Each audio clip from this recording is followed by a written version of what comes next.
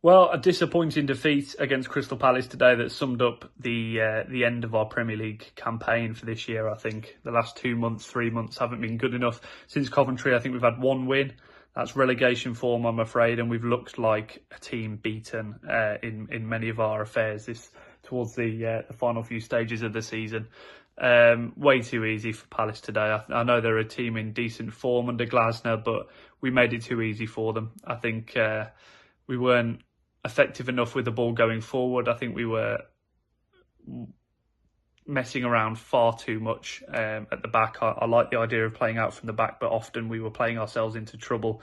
And it shows that a lot of these players aren't up to the task of playing that style of football. So O'Neill needs to have a chat with Jeff Shee and Matt Hobbs about, we need to bring some players in who can play that style of football. Whether we get the funds for it is a different question. I won't go into that because it's a conversation for another time. But it was pretty telling in our performance today. Really, really easy for Palace, I think, given their two star players, Eze and Elise. Far too much room in all of the goals. The first two all came through Elise. The first one, let him cut in on his left, far too easy. No one got close, bent it, and finished with aplomb against Bentley. Bentley wasn't getting near to it. And then the Mateta goal for the first half. Again, Elise, far too much room, was able to chip it over, and it was a pretty easy finish for Mateta in the end. Fought back in the second half, slightly better. I think the first time we strung a decent passage of play together, we scored. VAR did their best to rule it off, but, for once it went in our favour. But it was pretty unjust. We didn't deserve anything from today, and it was reflected in the scoreline. And we kind of accepted our fate as they ran through on goal against a back four made up of Totti, Kilman, Semedo and Doherty, which is unbelievable to say, at this point in the season. But, here we are. Took it round Bentley with ease and finished it off. And that's the moment I left, to be brutally honest. I didn't see the red card. Not that it would have made any difference because it looks like we didn't take advantage of that in the slightest, but it was too late on.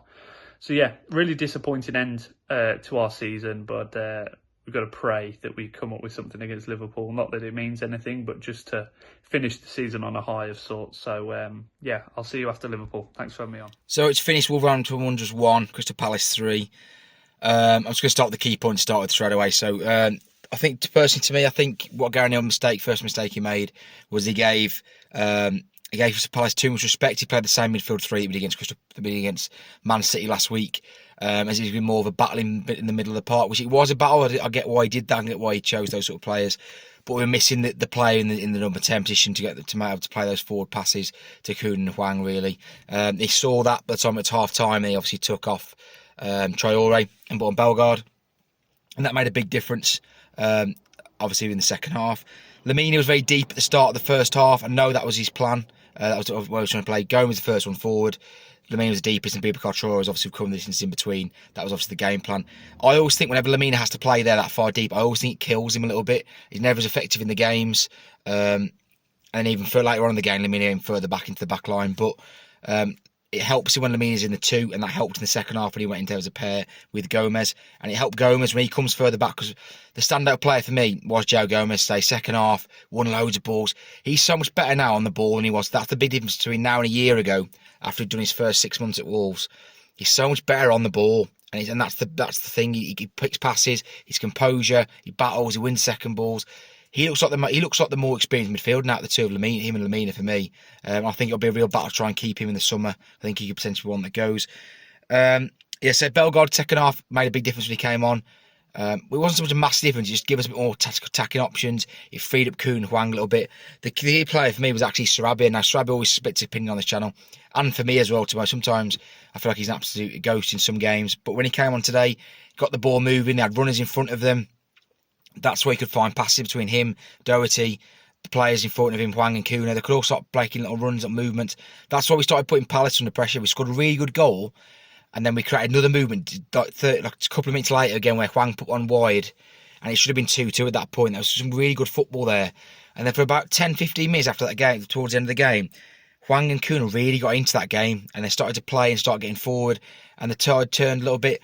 The third goal they scored, Totti Gomez was just killed. He stepped up too far.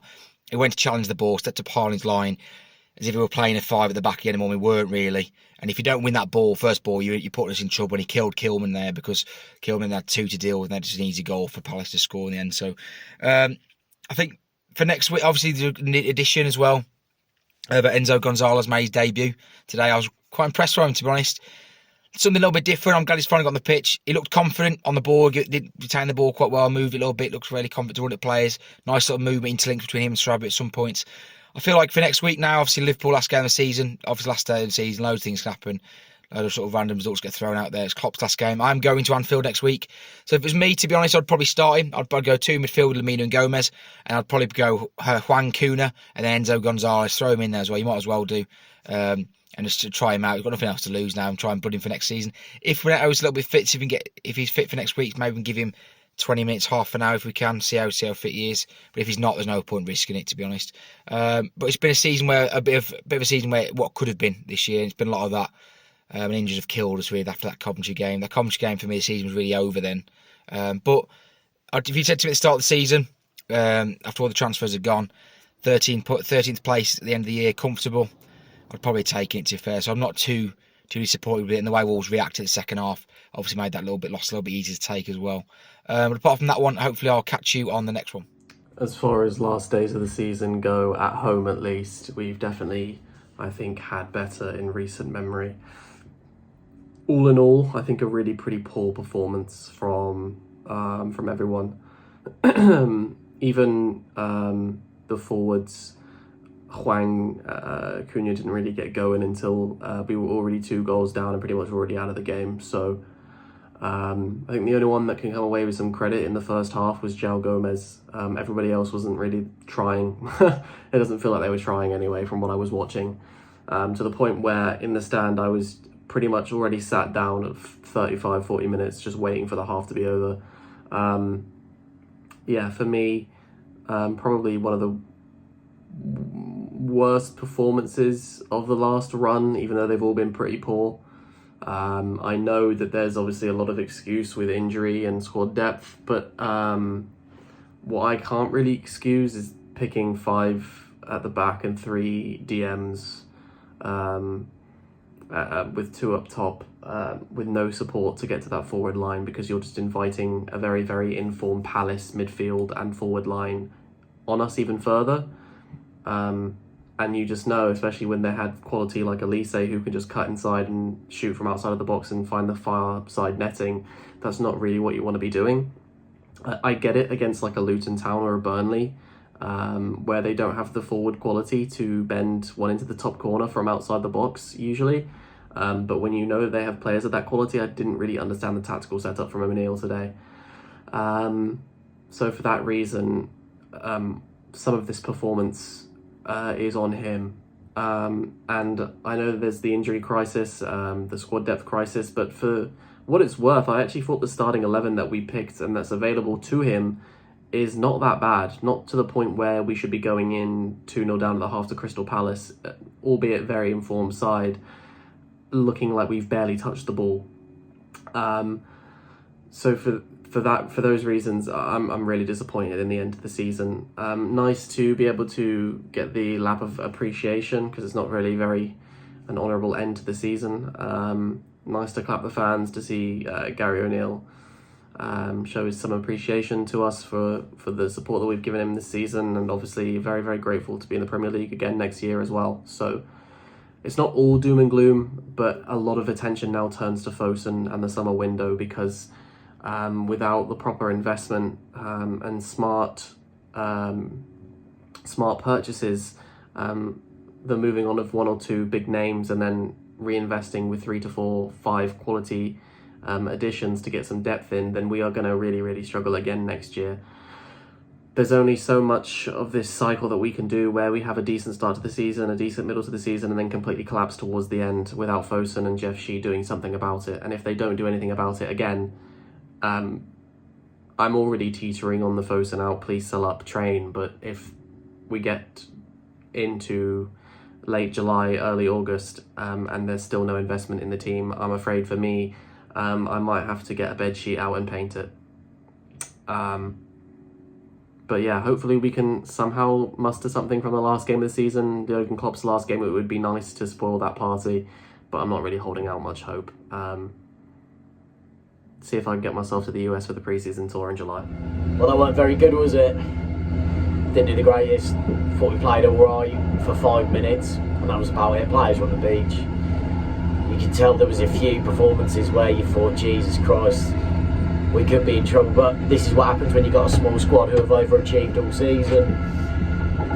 The results like today was always going to happen. I thought player for player we were quite similar with Palace.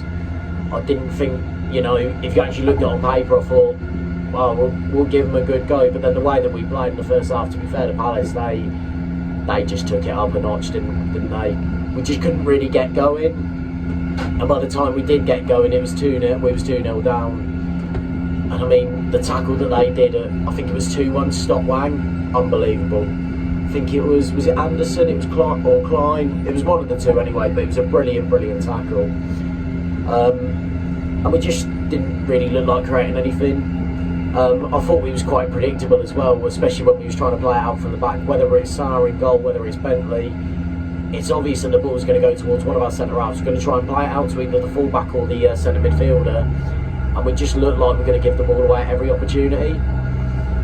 It's hopefully something that I feel like we can learn on. I feel like we desperately need a centre-half as well, and a number 9 obviously as well.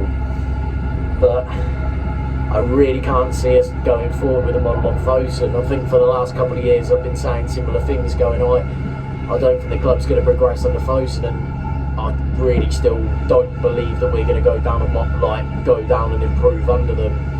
Because Gary O'Neill, you can see his heart's in it, you can see that he gets it. And I feel like if we was to let him go, that would be another wasted potential. That's another great manager of Wolves, gone. Like someone who's actually brought togetherness back in the squad that hasn't been seen probably since the Nuno days. And like the fans properly getting on the side of the players and the management. We've changed everything else, and the same problem seems to be arising from the people at the board.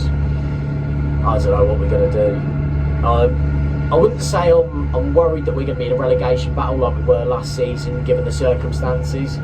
But it's once again worrying that not for the first time another manager has come out and not said good things about money being available to sign players. We're going to have to sell to buy.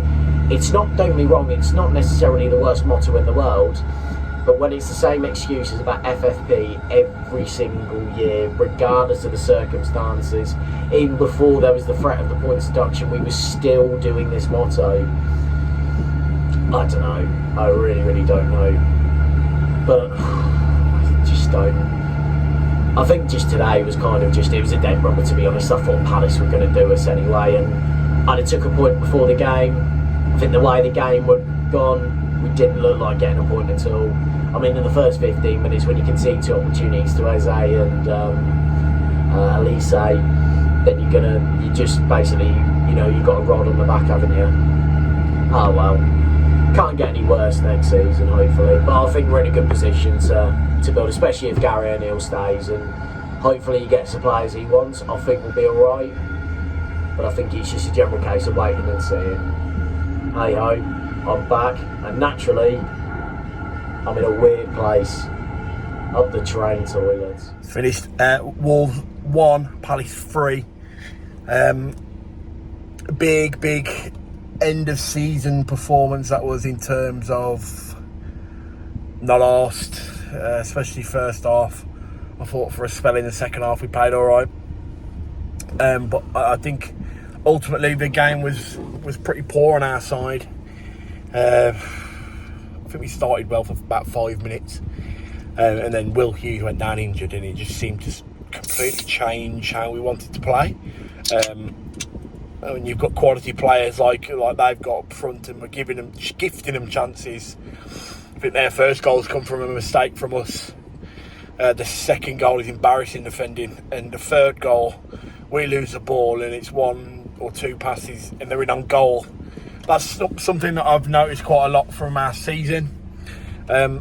We seem to lose the ball, and in 3 passes they're in on goal and it's in the back of the net. Whereas if we ever retain the ball. It's very slow, and we're waiting for people to move. And even off goal kicks today, we were stood around waiting for people to move, and nobody would, and we'd end up losing the ball, and then it was back in Palace's possession. It's frustrating, it's annoying. This season has finished in a way that I didn't expect after or before the Coventry game. I do think the Coventry game has sucked the life out of us, in the way that we lose that game, and from then on we haven't really looked like a team that wants to play football or wants to try and go and do anything. I think that is a shame, because it got to a point in the season where we were fighting for Europe, and we looked strong, and we looked like we could sneak in there, but unfortunately we just didn't have enough at the end, and that showed, and it has shown for the past 9 games. We've been poor, we've lost games easily, we don't look like winning, we don't look like scoring at times, and that's a shame, because I don't think that Gary O'Neill or the players have deserved an ending like this. I know ultimately it is them that are winning the games and losing the games, but it all boils down to one thing, and me and my brother say it all the time, that the recruitment of our football team is non-existent. There's been times this season where we've just needed players to be able to fit in, and we've had to go with, you know, the academy lads or people playing out of position, and that's what's ultimately finished our season.